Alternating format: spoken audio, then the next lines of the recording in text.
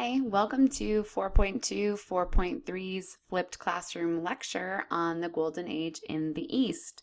Okay, you want to make sure that you have your paper, your 3 colored highlighters, and something to write with. At this point, you should be writing down your title on the very top of your paper, and directly underneath that, you want to put your EQ.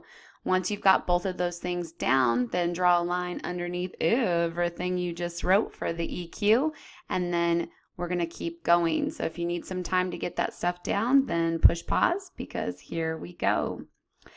All right, so you're on the right-hand side of your notes right now. You're putting down Q1, the Abbasid Golden Age, and you're highlighting it yellow. All right, and then you start taking the notes underneath that. Make sure you use your vocab highlighter for Golden Age and that you cover all of that red information with your super duper important highlighter color. So what is a golden age? All right, well, a golden age is a time period where everything is coming up roses for a particular culture or civilization. It's a time when the economy is good, when there's not a lot of warfare going on, when most people have jobs and have extra money, okay? Things are going well in education. It's a really successful point in a civilization. Okay, so the Islamic Golden Age happens while the Abbasids are in charge. Now, if you think back, Muhammad came onto the scene and introduced Islam around the year 600 or so. He was born in 570. So the Abbasids come in and take control about 750, and the Golden Age under the Abbasids is really going to get started in 760s, 770s, 780s. So about 200 years after Muhammad has started Islam, we're going to get the Golden Age of the Islamic Empire.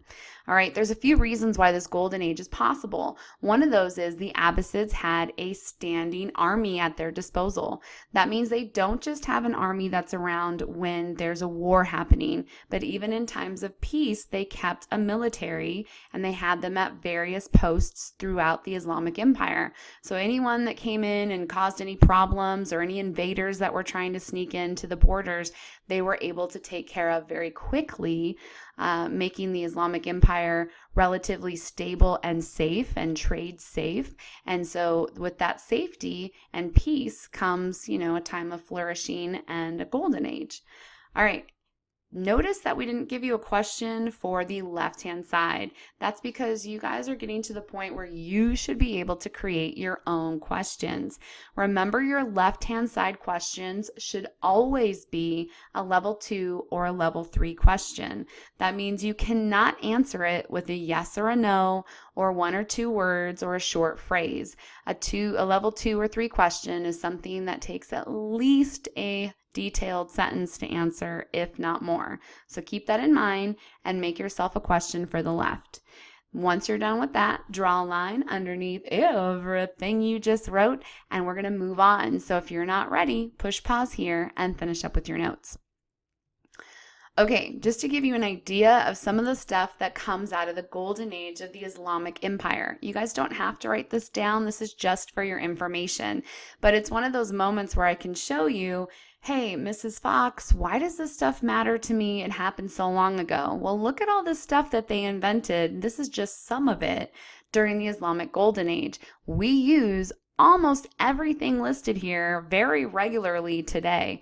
Imagine your life without cotton. Your whole wardrobe would disappear. Okay, lots of things they invent. Clocks, test tubes for experimentation in science, soap. That's kind of nice, right? Deodorant and perfume. Yeah, those are good too. Different types of paper, cinnamon, lever and pulley systems to move things that are heavy, eyeglasses, carpets, different kinds of firearms, introducing the concept of money being paper instead of coins, different types of jars and flasks, lots of different ocean and tide discoveries that helped make travel safer. All kinds of stuff come out of the Muslim Golden Age, most of which we still use to this day. So it definitely does impact us. All right, moving on. You drew your line already. You've got Q2, powerful Abbasid Empire, and you highlighted it yellow. Another reason for the success of the Abbasid Empire and this golden age comes from the fact that they introduced something called inclusion. Notice that's a double underlined word, okay? You want to know that one. Inclusion is the idea that everyone can be included. Inclusion, include, right? All right, before the Abbasids, really the only people that were allowed to participate in government were Arabs who were Muslim.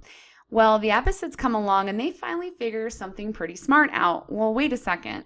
We have a job opening in the government, and the only people that we're letting apply are Arab Muslims. And maybe one of them is the best person for the job.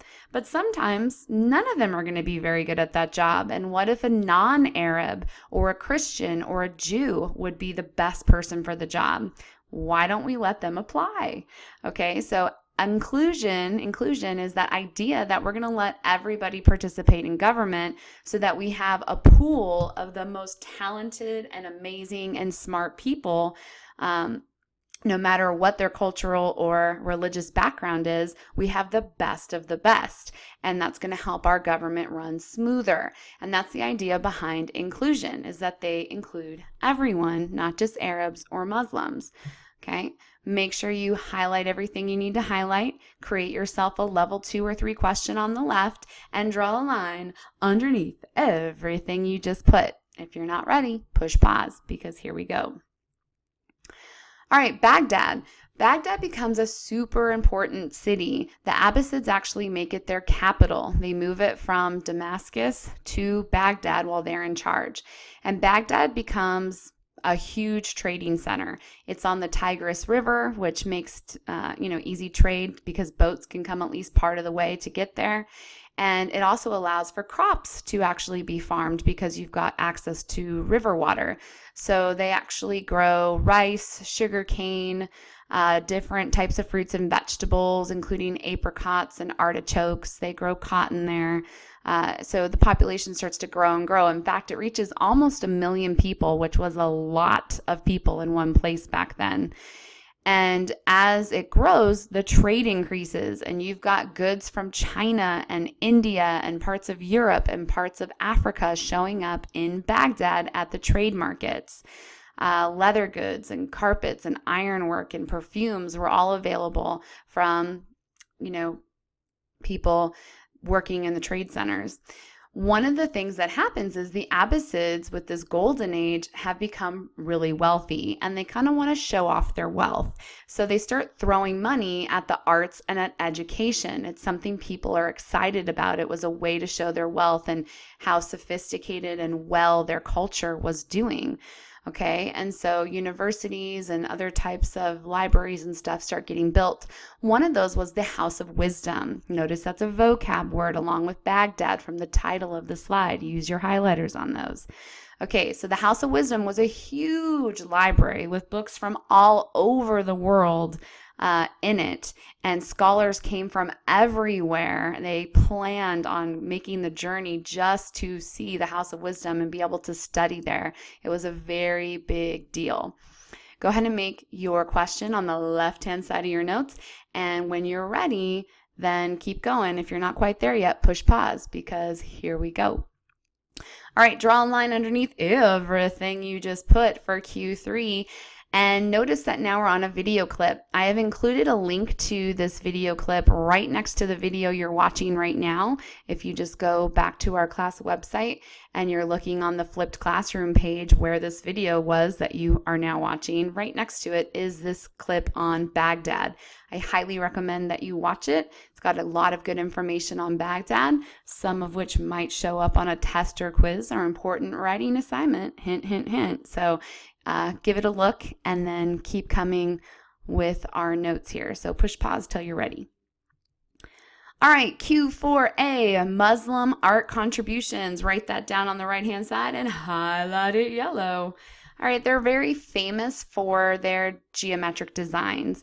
They don't use human imagery in their art, which we'll talk about in a minute. So geometric design became a really popular way of artistic expression, and they used it all over buildings and in books, on the margins around the writing in books, and on canvases and tent sides and all kinds of surfaces. So you'd see geometric patterns a lot in ceramic tile, in wood, all over the place. Okay, we're going to keep going here. You don't have to write a new title on the right. Just keep writing your notes for the moment. Okay, they believe that all artwork should praise Allah, and this is why they don't use human images. They were worried that if people painted humans, that you might get distracted by looking at the humans in the painting and stop focusing on your faith or on God. So they ultimately decide no human images at all. We don't want you worshiping the people in the paintings. You should be worshiping Allah. So there's no human imagery in Islamic works of art. So that's why the geometric designs become so popular. Another form of artistic venue is the art of calligraphy, which is really fancy, beautiful writing that becomes really popular in Muslim culture. Calligraphy was used on everything from fancy, expensive copies of the Quran and the Sunnah and the Sharia to weaponry and armor, to buildings and canvases. Calligraphy was seen everywhere. It was very beautiful, and the Abbasids hired many calligraphers over the years to beautify things throughout the cities to show how wealthy and cultural the Islamic civilization was. Another thing was domes and vaults in the mosques. Remember, a mosque is the type of building that Muslims will go to worship in. So Christians go to a church, and Jews go to a temple, and Muslims would go to a mosque. And all of those are church-type buildings where people do their worshiping for their religion. Okay, so domes and vaults also became very popular. They have a lot of good architectural, exciting and different looking types of buildings in the Islamic Empire. Okay, make yourself a question for the left-hand side and draw a line underneath everything you just put. If you're not quite ready, push pause because here we go. Bookmaking. All right, they don't discover the art of making paper. That was the Chinese, but they learn how to make paper from the Chinese, and Baghdad kind of becomes the center of paper making. And from that, they start to put together books.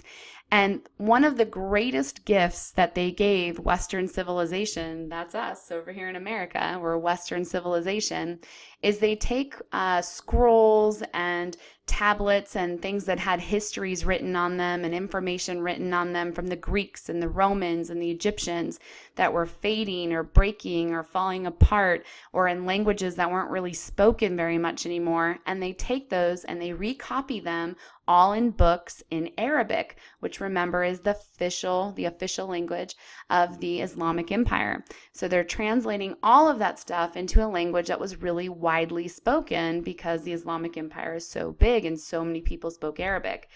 If they had not done that, it is very, very possible that all of Western civilization and the rest of the world as well would not have the histories and the knowledge that we've gathered from the Greeks and the Romans and the Egyptians, because those histories would have been lost. So we have the Muslim Empire to thank for the fact that they preserved that knowledge. Notice that that area of the slide is double underlined, so make sure you're using your highlighters appropriately on all that red information, as well as the vocab section. They did a really great service by preserving all that knowledge for the rest of the world to enjoy. They have so many books that they start expanding their libraries, and the city of Cordoba is another large city, and in Cordoba, it's called the Library City. There's over 70 libraries in Cordoba alone. One of them has over 400,000 books in it. Thinking about the fact you're talking about a time period where everybody wrote books by hand and it was a very painstakingly slow process, it is pretty amazing that you had so many libraries and so many with such a large number of books. All right, that kind of wraps up question 5. Make sure you give yourself time to put a question over on the left-hand side, level 2 or level 3, please, and view the second part of this PowerPoint to finish up our lecture on 4.2, 4.3. See you in a few.